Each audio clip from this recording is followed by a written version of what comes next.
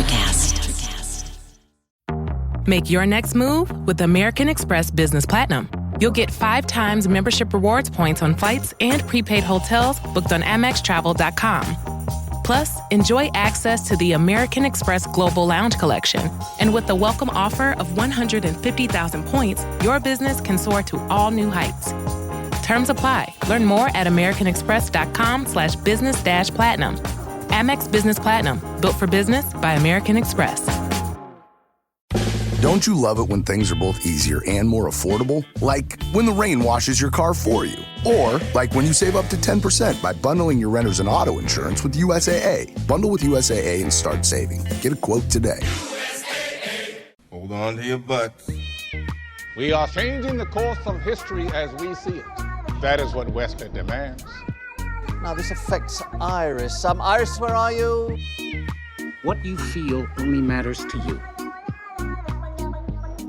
I do not entertain hypotheticals. The world as it is vexing enough. Iris, I have a tip for you. Don't take drugs! Or Whatever Movies with Wesley and Iris. What up, and welcome to Or Whatever Movies. I'm your co-host, Iris, and I'm here with my older brother, Wesley. And today, we are discussing a film from 2024, The Lord of the Rings. The Fellowship of the Ring. Nope. Try again.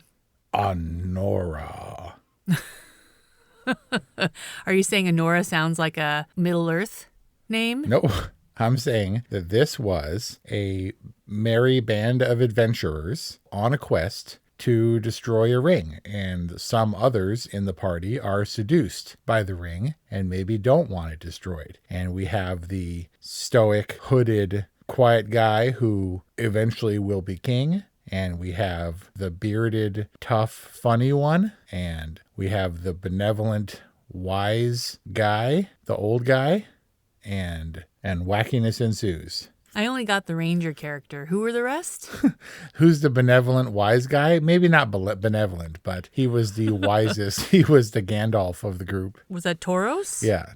That's a stretch. Of all the movies that you're going to compare ANORA to, you're going to compare it to Lord of the Rings, The Fellowship of the Ring. So obviously, Pretty Woman comparisons, right? Our discussion for which is available at orwhatevermovies.com or wherever you get podcasts. And I wrote down Pretty Young Woman pretty early on because this is a little bit darker in tone and kind of alluding to Promising Young Woman in a way. Our discussion also available, orwhatevermovies.com where you get podcasts. And Kelly Ray spoke up and she's like, is this going to be the original Pretty Woman ending? Where she's like kicked out of the car into the gutter? And so you're waiting for it to get super dark, and it kind of doesn't. But then I discovered Julia Roberts, 22 years old, filming Pretty Woman. Mikey Madison, older than that, at about 24 during the time of filming. That's weird. Because obviously, Pretty Woman 1990, you look at, they're adults. Well, that's because in 1990 you were 14. Right. And now you're like 57 or whatever. But ANORA didn't feel growed up. I still saw these kids as kids. Did you feel that way? Well, Vanya is certainly a kid. Ripe old age of 21. Yep. Fast forwarding to the ending, who is desperately in need of his parents' attention. The Leonardo DiCaprio Titanic body? Oh, he was even more waifish than that. And did you know that the actor, his portrayal of Vanya or Ivan was actually based on the real life antics of Timothée Chalamet? He was definitely channeling some Timmy Shammy with the wild hair and stuff. Yeah, he's such a kid. But she's also, she's streetwise and sex worker, battle hardened and stuff, but she's still a kid too. Literally a kid. As they said about the adult, he's 40, literally geriatric. Let's talk about that accent. Mikey Madison's accent definitely was stronger in the HQ club scenes. She kind of loses it when she goes like crazy, but accent definitely squarely places us in New York. Yeah. You didn't think that was maybe like her character, her playing up that exotic dancer persona thing? She's like your New York street fantasy. But the accent, when she gets ramped up, is the only thing that she tones down. Because she goes crazy? Oh, man. Well, she doesn't go crazy. She reacts aggressively. So someone said she was like a honey badger, and Sean Baker, the director, really took to that. He's like, that's exactly what I wanted her to be like. But she chooses such strange times to go nuts and be aggressive. Like, she's gonzo in the house when the henchmen first come in, and you think that she's going to stand up to Mrs. Stefanovic, and then she doesn't. Like, why doesn't she go bonkers on the parents? I did wonder that, and I thought maybe this is the childish aspect of her childish nature. She's defensive and aggressive and doesn't seem to learn for a long time that aggression isn't going to get her anywhere. Says, don't touch me, and she's yelling, and then she kind of calms down for a second and is like, untie my hands, and everyone's like, don't do it, be careful, she's crazy. And she didn't seem to choose her moments particularly well. Right. Maybe it's because I was expecting 3,000, or I was expecting the glass slipper to drop, and I was waiting for this to get really dark. I was waiting for Gimli to die from the drugs they gave him and the concussion. I was waiting for her to be inadvertently murdered, where they gag her and she strangles or something, and then they're in a pickle. Yeah, like I was definitely waiting for like Fargo style, where they just hit her a little too hard, right? Yeah. And then one of the henchmen come back and they're like, "Oh, she's dead." But she's so strong and she's so dangerous. So I applied a little force the wrong way and she died. I don't know. What are we going to do? And then it becomes a cleanup movie. But aside from that, from the get-go, because I'm bracing for the terrible thing to happen, I was like, she is awfully trusting. Like, he asked for her number. She gave it. She showed up and he's like, bedrooms. And she's like, okay. And like went upstairs, and I was like, shouldn't you bring backup? Like a pimp or a friend or something outside in a Nissan, just to make sure you're okay. And like, if I don't text you in 5 minutes, bring in the SWAT team or something. So she was inconsistent. And I'm not to say that the film was inconsistent, but more that it was meandering, and I was shaken up by my expectations. I trusted ANORA to navigate the stripper and escort world. She obviously knew her marks and how to play them in the club. I trusted her to properly assess the situation at Vanya's mansion, and she seemed to, in those instances, be in control. And so I trusted her character. Now, obviously, she was in over her head, like any of us probably would be once the henchmen enter the house. Like, I don't know that anyone's really equipped or prepared to handle that situation. I have this benefit of distance where I can make level-headed decisions about this. Like, I pretty quickly assessed that, it would help if she just played along. Like, when she said that she would accept the $10,000, I was like, finally, like, your word is not your bond with these people. Like, just do what you need to do to get into the position that you want to be in, which, I assume was to flee. Oh, and also I assessed really early on that this wasn't a dangerous situation in the sense that these people can't hurt her, or they couldn't hurt Ivan especially, and by extension they couldn't hurt her. Like, just because you're rich and powerful doesn't necessarily mean you're a criminal. We're so used to seeing the combo, right, where you're rich and powerful because you're a criminal syndicate, but these were just really rich people who weren't afraid to exert their power, but they weren't going to like go murdering people, at least not intentionally. You could hear the fear in Torres's voice when he's like, "Are you murdering her? Right. Are you killing her?" And he's like freaking out. So I assessed really early on, like, you can play them, do what you need to do, and they're not ultimately going to like maim or kill you. There was definitely fear in their voices, and the danger that he would fear. It's like, oh no, I'm going to be in trouble, but not really, because even when his parents are onto him, even when Toros comes after him, is incessantly calling, sends the henchmen over and stuff, he's still not playing that game. He's still like, if they don't get into my house, it's all good, and I'm going to try to shut the door on your leg and stuff. He was still dismissive and pushing them and stuff where they can't do anything to him. Yeah, he knows that they can't touch him. Yeah, he's a child. And with her sort of inability to protect herself, I felt like, and it's maybe because I was protective over her in a way, he also didn't seem to have any concerns about her and entering into this binding contract. He didn't have any stipulations, for leaving the club or whatever, no STD checks, nothing. Do you feel like she was continuing that sort of strip club performance thing when she was with him, like still maintaining the act?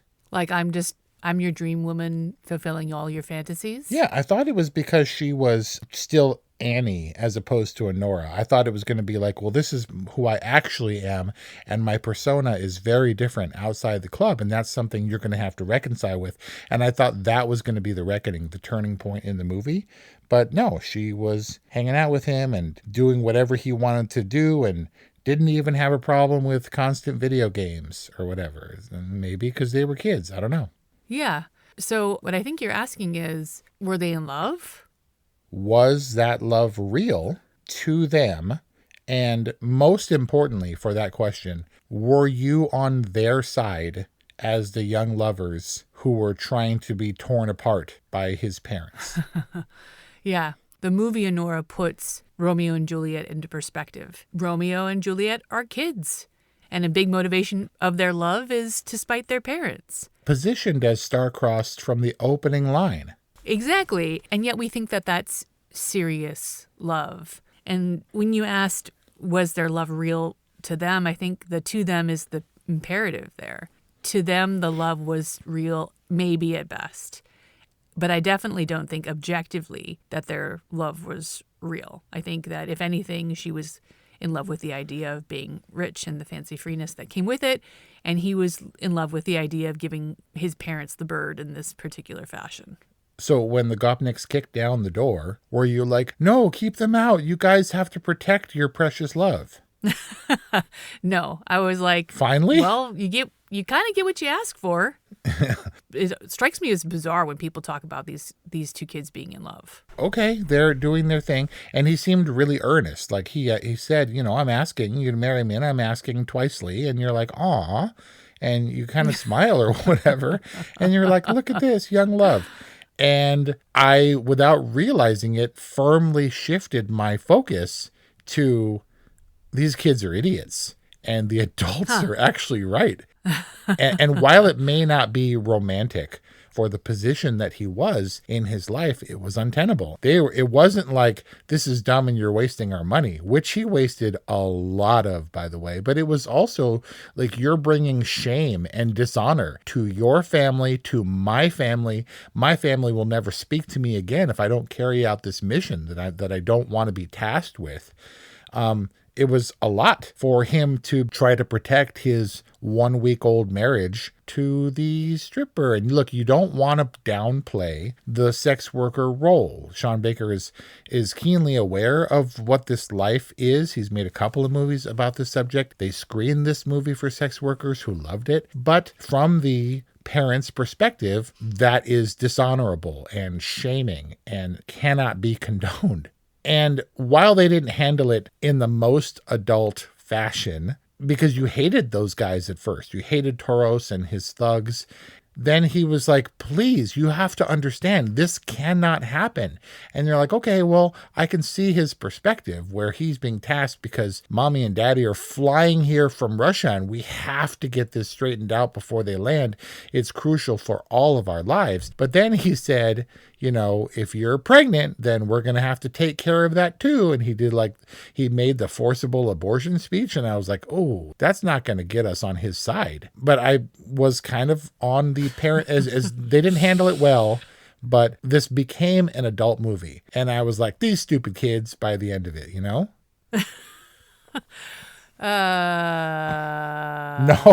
Was I on the adult side?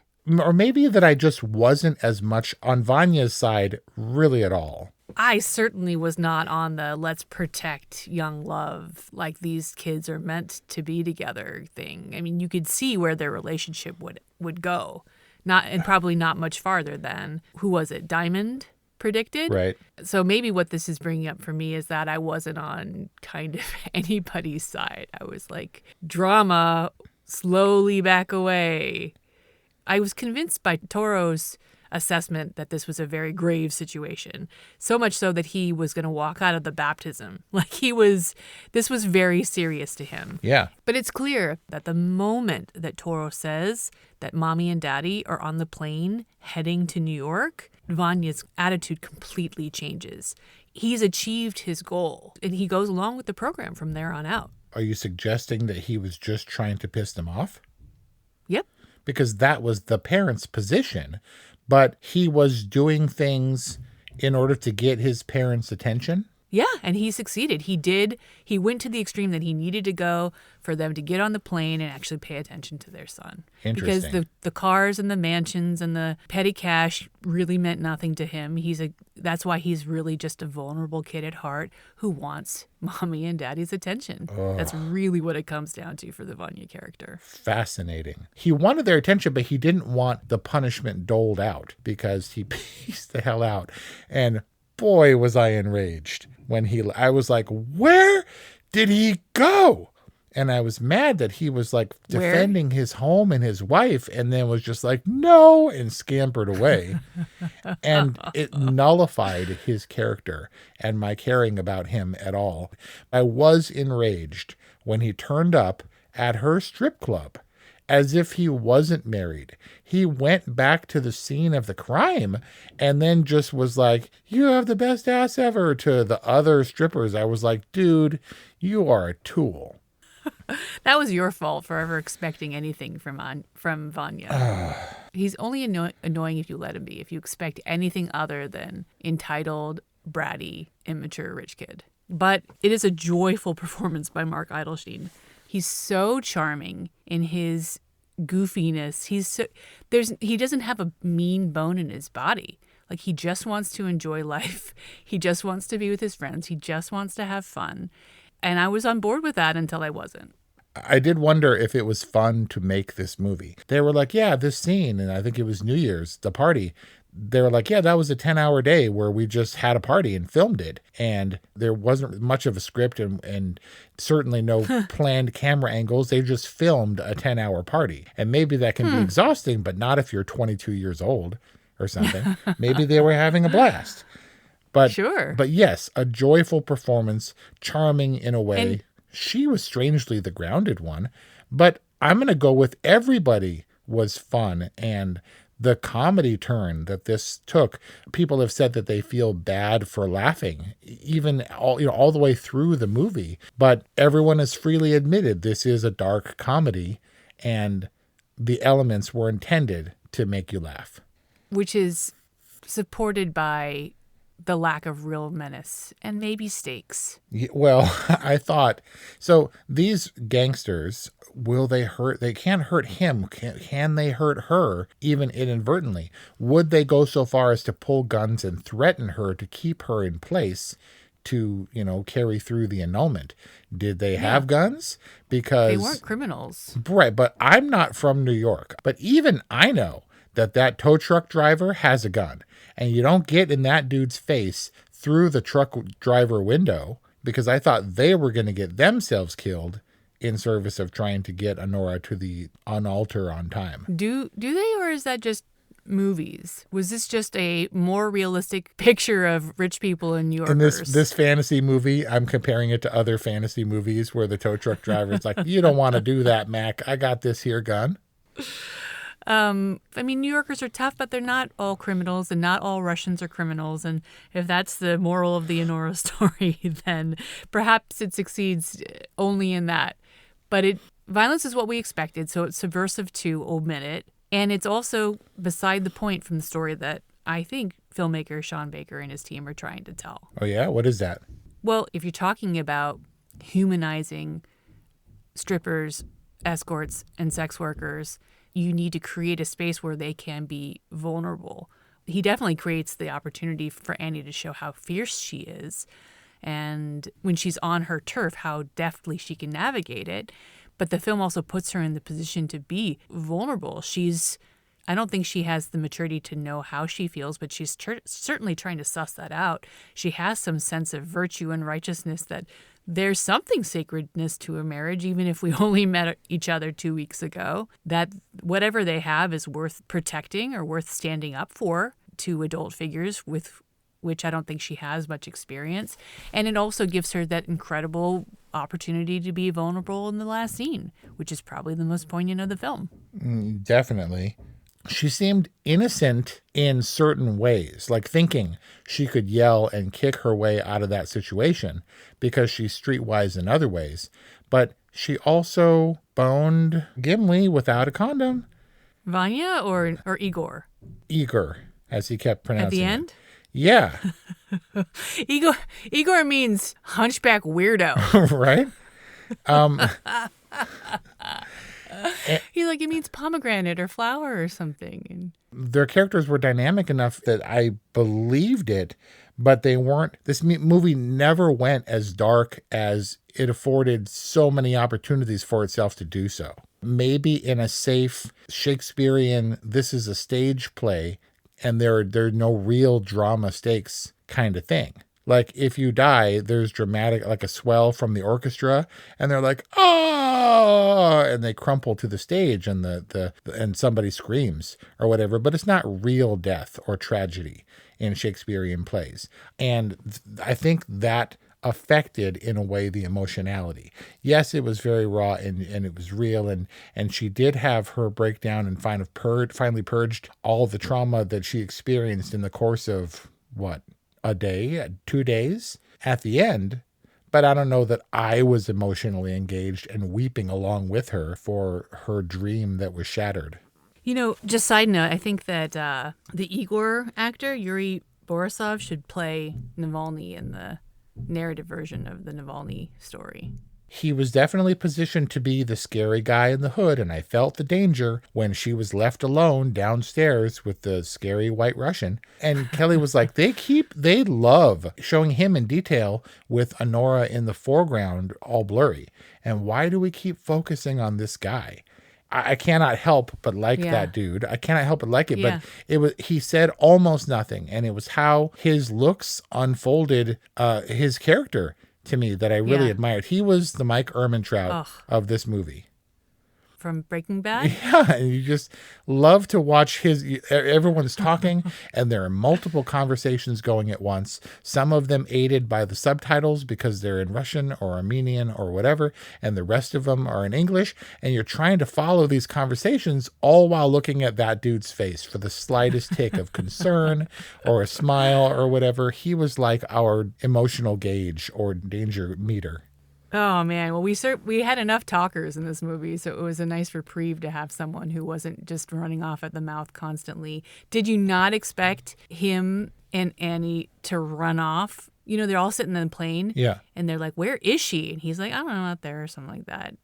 Did you not 100% expect them to look outside the plane and for them to be gone? Well, for Igor to have enabled her escape? I mean, wasn't that what it was all leading up to? That at some point, Igor crosses over to her side, realizes the abuse that she's enduring, how unfair this is to her, and he decides that he's in love with justice, that he's going to Renee Zellweger style, risk it all. When it obviously changed and we had the touche exchange, and that's all funny and cute, and he would he's all stoic and mean looking, and then he would do that goofy arms flailing laugh that he kept doing while they were watching TV. I was like, this is the worst Fallout meet cute ever. I felt like I was concerned that this was going to invalidate everything, the realness of her love and devotion, even when he ditched her.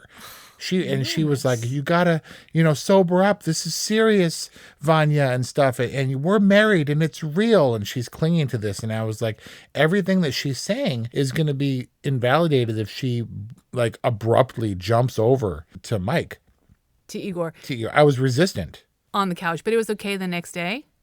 Well, no, I was like, I felt it enough that I wasn't going to be okay with flicking the switch and now my affections are with this dude, because she was insulting him to his face the whole time, even when they were supposed to be meet cuting. And you have rapey eyes, you know, but he would just be like, unfortunately, I have to do my job, and for this I am sorry. But I resisted the cheapness of that turn, even though I knew at some level it was going to come. I think that the point of the car scene is to show, one, not only how confused ANORA is, how immature she is, but two, also to show how pretty much all her limited adult life she's solved problems with sex, and she's attempting to do that very thing in the car with Igor. And three, to illustrate how confused she is about love. Like, the slightest bit of tenderness from this man, of real and genuine affection, you know, she immediately confuses with sex, even though it's potentially the beginning of love. And him creating the space that he does in the car for her is where she can show her vulnerability. And also, and I'm getting super cheesy here, but I think her strength. People talk about ANORA being a tragedy, and if it was a dark comedy, then they would find some way, the filmmakers would find some way for Annie to triumph. You know, she'd get the guy, even if he's a loser or whatever. But I do think that ANORA oddly ends on a triumphant note in the sense that she's showing strength in vulnerability. And you see, this is why I continue to let Iris co-host Or Whatever Movies podcast. Because I'm like, look, it wasn't too much. This chick is erratic. She is unpredictable. And her love, all this time she's professing her love, and it doesn't mean anything if she switches over to Mike, Igor. And then she does. And you're right. It is absolutely consistent with her entire character, the scope and breadth of her power for the life she's been leading. It's all about her sassiness in the face of gangsters who may or may not actually hurt her and will tie her up and hold her down and all this stuff. All that power vanishes. The life that she knew where she's in a position of power at her strip club just goes out the window. That's what she knows and what she uses and tries to apply to control the situation. And then when he doesn't play his, maybe he does. When he moves in, like, okay, they're going to kiss, she reacts badly and then just breaks down and lets herself be held by him. Fascinating.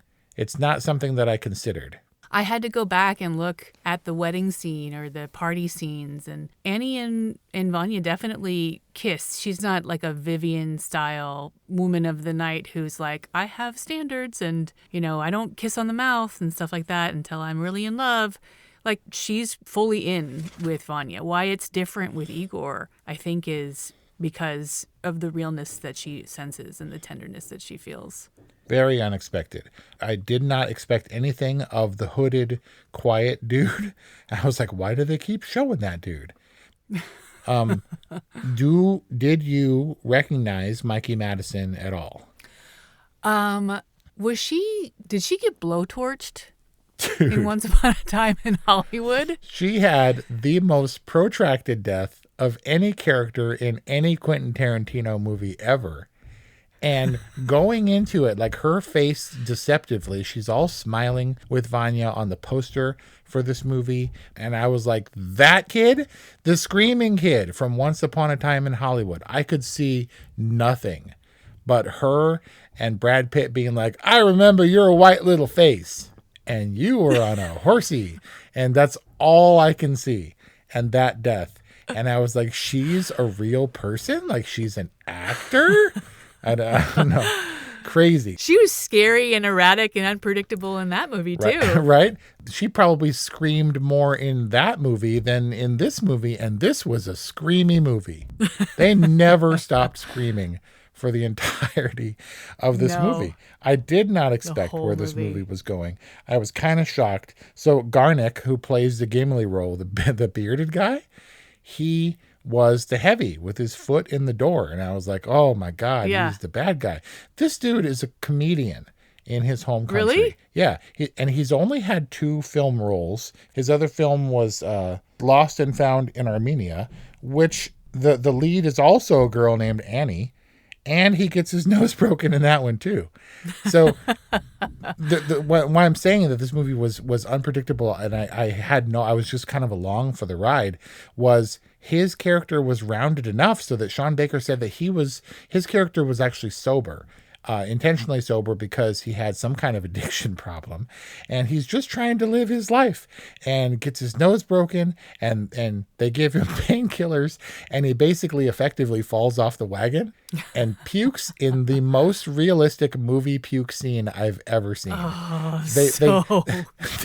They hold oatmeal or whatever in their mouth, and then they go blah, and you're like, that's supposed to be puking, but it kept coming, and he's trying to hold it back behind his fingers. Oh my God. That was great special effects. Where was it coming from? It had to have been a tube up his sleeve, pushing the puke out between his fingers. But just those character moments where his character had backstory and he was sober, and it added so much depth. And I really liked his character. I liked the Toro's character. I liked Mike Ehrmantraut's character in a way that it's difficult for me to explain because I didn't see it coming. Like Annie and Vanya were almost non-entities. They were the MacGuffins? They weren't exactly, less dimensional, but we had our time with them. And now we're with these guys, and it was kind of shocking and joyful. And I was just like, this became a weird ensemble, like, adventure piece. But is ANORA the awards contender that nominations seem to suggest it is? What, only the 2024 winner of the Palme d'Or at the Cannes Film Festival? Okay, so that bodes well. But is this an awards movie? Why is this an awards movie? Is this just a nod at Sean Baker's most commercial film? Maybe. I do think this is a pretty low-budget dark horse. And I think the sex worker thing could hurt it, but also in this case helps it because it's gritty and unflinching, and it embraces maybe a marginalized, so societally a community, a little bit like Nomadland. Like, you don't expect the homeless van lady movie to win any awards or whatever, and I wouldn't say that it's a flattering portrayal of that life. It's a weird glimpse into the lavish lifestyle of a carefree billionaire's kid, and fun in that way, like it's sexy and all that stuff, and then it becomes much more of a seriously constructed movie. It's not just like, look how shimmery and glamorous this life is, and there's lots of nudity, which I was afraid this movie was going to fall into. It became something wholly different, and I think that awards so I'm going to give it an all right rating for sure, and on the higher end, because it didn't fall into the trappings for which I was prepared and had something new to say. I think it's sort of one of those out of the blue things that you would judge if you didn't sit down and watch it, if for nothing else because of awards consideration, because it was not what I expected. I certainly wouldn't begrudge Sean Baker the recognition. It's so interesting to see these young filmmakers come up. Like Robert Eggers, he's really invested in his niche, and he has something to say. And that's our discussion on ANORA, a film from 2024. I think it's available in theaters.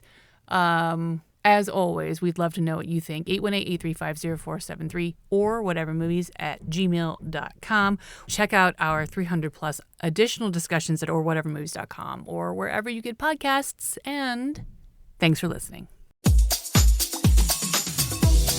For those of you who dream of a world where music and podcasts live together in perfect harmony, now, for the first time, Electrocast gives you a magical compilation, Pod Till You Drop, Volume 1, where we give you the best in tunes and the best in podcasts.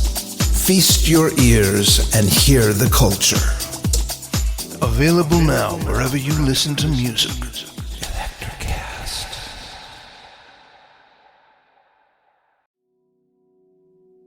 Hi everyone, I'm Geraldine Glass, a leader in the field of music as medicine, and I'm excited to share with you my newest release of healing sound, Pentatonic Visions, with Chris Scholler and Electrocast Records.